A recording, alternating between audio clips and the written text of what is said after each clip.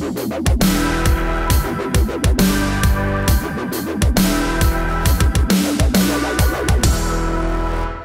it started out as just another story, just another chance to mock the easily mockable, just another chance to shoot one fish in a small bucket with a very large shotgun. But it turns into a Paul Harvey salute. Hi, everybody. I'm Bill Whittle here with Steve Green and Scott Ott, and this is Your Right Angle with the rest of the story. Oh. Here's the deal, guys. A couple days ago, we saw a headline that just was another milestone on the steady progress towards hell. And basically what it was at the University of Mississippi, they were having a Greek festival for the fraternities, sororities. Someone saw a discarded banana peel in a tree. Everybody felt threatened. Everybody felt unsafe. They canceled the event. And the person who put the banana in the tree said, I didn't have a litter box anywhere. I couldn't just throw it. I just threw it in the tree. I am deeply sorry. Here's what he said. He said, he sincerely apologizes, and he says, although unintentional, there is no excuse for the pain that was caused to members of our community. I have much to learn and look forward to doing as such and encourage all members of our community to do the same. This is the guy who committed the heinous crime of throwing a banana peel in the tree. Now, here's where it gets a little more interesting.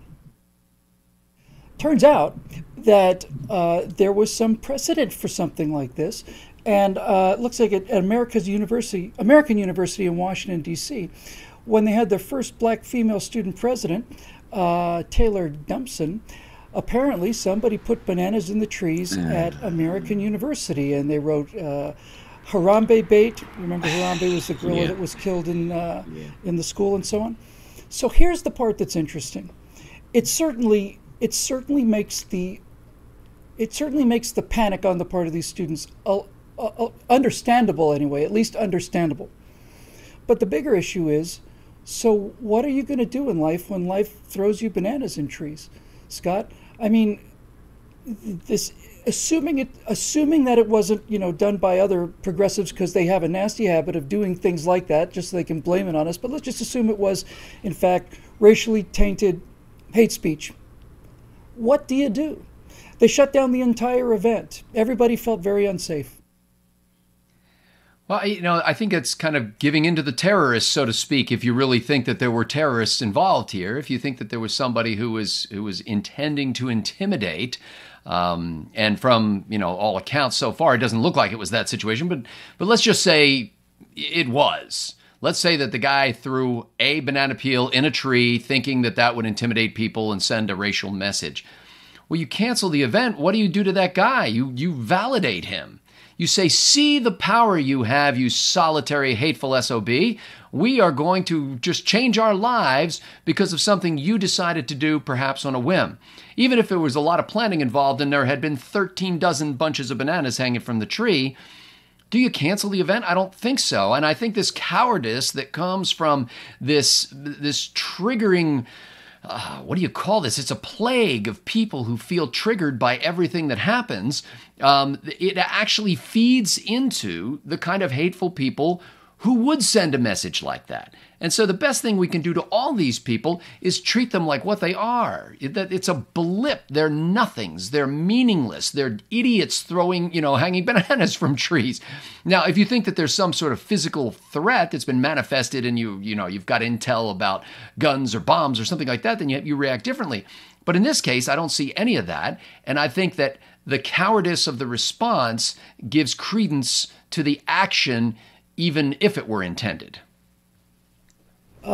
Steve, when we were growing up, we had an expression that was sticks and stones may break my bones, but names will never hurt me. Yeah.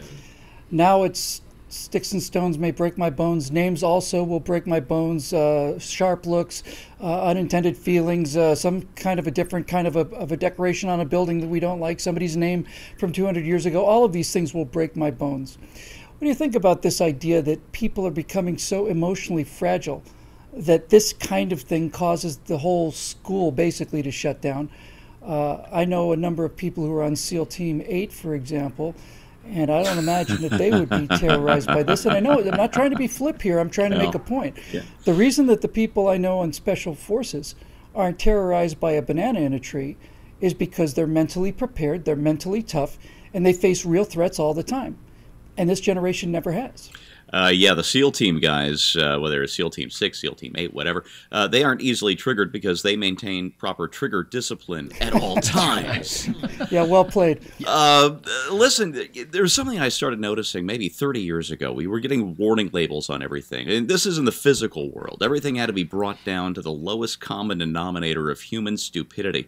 You've got a warning on all lawnmowers, even riding lawnmowers, because at one point, one guy decided that the easy way to trim his hedges was to call his buddy over from next door and pick up the push mower and run it across. And of course, oh my goodness, 16 fingertips went flying out the exhaust port of the lawnmower there. And but this lowest common denominator stupidity means the same warning has to be on the riding lawnmower that two guys could never lift, wouldn't dream of lifting. And we started seeing this happen in the physical world, really, over the last maybe 25, 35 years or so. But now this sort of safety Nazi approach has moved into the realm not just of politics, but of personal feelings, where we are no longer expected to maintain our own trigger discipline, that has to be provided by somebody else, by somebody higher than us. So really, the proper action to do when you see a bunch of bananas in a tree is to look out for the investigate who might have done this and punish them accordingly. I don't think they belong at that school. But when you see a banana in the tree, you shrug that off because obviously that's one lone idiot. Whether he was a litter bug or a racist, we don't know, and I don't care. But you can't. It's difficult enough to run the physical world according to the lowest common denominator of human stupidity. It's impossible to run the world of ideas, which is what academia is supposed to be, at the lowest common denominator of human stupidity. You send people to college to fight that, not to embrace it. Yeah, I know what you mean about warning labels. I mean, ever since I was a kid, you go to McDonald's, get one of those pie desserts. You know, they're basically molten lava encrusted in a delicious, flaky bread-like crust. And now it says caution, inside it may be hot, no cooling. Yeah. You clean that up. There's two things too. I would say about this. First of all, Steve and Scott and I all use our real names and we use our real faces. We don't run around in masks like these Antifa cowards. We don't stand in a big group of people and smash things and beat up defenseless people.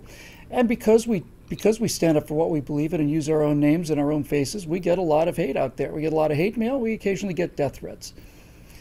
That's the price of that's the price of speaking out. So I would advise the people who are triggered by this event to start getting a little bit toughened up about things, because life is going to continue to send you these things. You cannot be protected forever. It's going to come a point when you're going to have to be the ones doing the protecting. I know that's shocking to you, but it is true. So, you know, somebody puts a banana in a tree and you think it's intimidating, take the banana out of the tree and you learn a lesson, you do a little better next time. I don't really know what to say about this, to be honest with you guys. It is part of this constant infantilism that is so pervasive nowadays in this generation. And I think the only thing I would say to any of these people is something that somebody figured out a long time ago. When I first started writing the blog in 2003, eject, a friend of mine said, "Geez, Bill, you know, these comments, some of these hateful comments are really pretty hateful. Do you have to be quite so outspoken about things? Can you tone it down a little?" And I remember saying, you know, if I do a post talking about how apple pie is the greatest pie of all kind, the cherry pie people are going to be calling me a Nazi within 5 minutes, and they're going to start issuing death threats. It's the way it is. That's the world out there of the anonymous internet. So you can actually judge yourself by your enemies. And if it turns out you're triggered by what looks to be a bunch of lunatic racists, then as Scott says, don't give them the victory. Stand in there and fight. But as I say, now you know.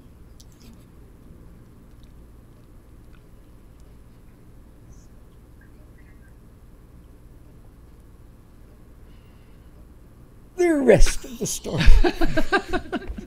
We miss you, Paul Harvey. I'm Bill Whittle here with Steve Green and Scott Ott. This has been your Right Angle. Thanks very much for the members at BillWhittle.com who make this show possible. Good day.